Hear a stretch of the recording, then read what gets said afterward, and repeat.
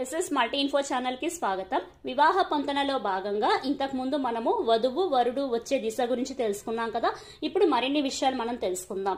ముందుగా మనం పరిశీలన చేయాల్సిన గ్రహాలు ఏంటి అంటే సప్తమాధిపతి, గురువు, శుక్ర గ్రహాలు. దీన్ని బేస్ చేసుకొని మనం పరిశీలన చేయాలి.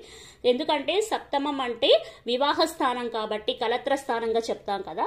అలాంటప్పుడు వివాహం గురించి మనం మాట్లాడుకుంటున్నాం కాబట్టి, వివాహ పొంతన కాబట్టి సప్తమాధిపతి పరిశీలన చేయాలి. అంటే సప్తమ స్థానం ఏదైతే ఉందో ఆ స్థానాధిపతి సప్తమాధిపతి, గురువు, శుక్ర ఈ మూడు గ్రహాలు బేస్ చేసుకొని మనం పరిశీలన చేయాలి. అలా పరిశీలన చేసినప్పుడు ఈ సప్తమాధిపతి గురువు శుక్రగ్రహం గనక మొదటి భావంలో ఉన్నట్లయితే తెలిసిన బంధువుల వల్ల సంబంధం అనేది వస్తుంది. రెండో భావంలో ఉన్నట్లయితే తెలియని వ్యక్తి వల్ల సంబంధం అనేది రావడం జరుగుతుంది. అంటే వాళ్ళు మీకు ఎవరో వాళ్ళు ఇంతకు ముందు తెలియరు అనమాట, తెలియని సంబంధం అన్నది వస్తుందన్నమాట. అలాగే మూడో భావంలో ఈ సప్తమాధిపతి గురు శుక్రగ్రహాలు ఉన్నట్లయితే తండ్రి సోదరుల అంటే నాన్న వాళ్ళ అన్నదమ్ముల దగ్గర నుంచి సంబంధం రావడం జరుగుతుంది. నాలుగో భావంలో ఉన్నట్లయితే తల్లి సోదరుల అంటే అమ్మ వాళ్ళ అన్నదమ్ముల దగ్గర నుంచి సంబంధం రావడం జరుగుతుంది. ఐదో భావంలో ఉన్నట్లయితే ప్రేమ వివాహం జరుగుతుంది. ఆరో భావంలో ఉన్నట్లయితే తల్లి సోదరుల అంటే అమ్మ అన్నదమ్ముల దగ్గర నుంచి సంబంధం రావడం జరుగుతుంది.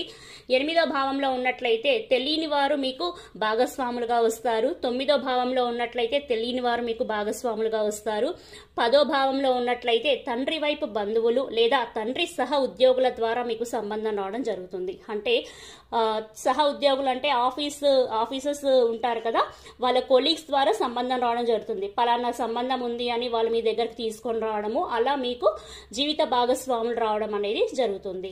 అలాగే ఈ సప్తమాధిపతి గురు శుక్రగ్రహాలు 11వ భావంలో ఉన్నట్లయితే స్నేహితుల ద్వారా సంబంధం అనేది రావడం జరుగుతుంది. 12వ భావంలో ఉన్నట్లయితే తెలియని బంధువుల ద్వారా మీకు సంబంధం రావడం అనేది జరుగుతుంది. అయితే ఇంతకుముందు మనం మాట్లాడుకున్నాం కదా, సప్తమ భావం గనక చరరాశి అయితే భాగస్వామి దూర ప్రాంతం నుంచి వస్తారు. అలాగే సప్తమ భావం స్థిరరాశి అయినట్లయితే మన జాతకులు ఎవరైతే ఉన్నారో వాళ్ళ ఇంటికి దగ్గరలోనే సంబంధం వస్తుందని చెప్పాం కదా. అయితే ఇవన్నీ కూడా ఏంటంటే మనము లగ్నం నుంచి పరిశీలన చేయాలి, అలాగే చంద్రుడి నుంచి కూడా పరిశీలన చేయాలి. అలాగే సప్తమ భావం ద్విస్వభావ రాశి అయితే వాళ్ళ ఎవరైతే జాతకులు ఉన్నారో వారి ఇంటికి చాలా దూర ప్రాంతం నుంచి సంబంధం అనేది వస్తుందని చెప్పుకున్నాం కదా. ఇవన్నీ కూడా లగ్నం నుంచి చంద్రుడి నుంచి మనం పరిశీలన చేయాలి. అలాగే భార్య స్వభావం, రంగు, గుణగణాలు, లోపాలు, అందము ఇవన్నీ కూడా వరుని సప్తమ భావం నుండి మనం గ్రహించవచ్చు అనమాట. అలాగే ఈ సప్తమ స్థానాధిపతి, సప్తమ స్థానంలో ఉన్న గ్రహాలు, సప్తమ స్థానంపై దృష్టి ఇవన్నీ కూడా మనము లెక్కల్లోకి తీసుకొని పరిశీలన చేయాలన్నమాట. వరుని జాతకంలో గనక 7వ స్థానాధిపతి బలంగా ఉంటే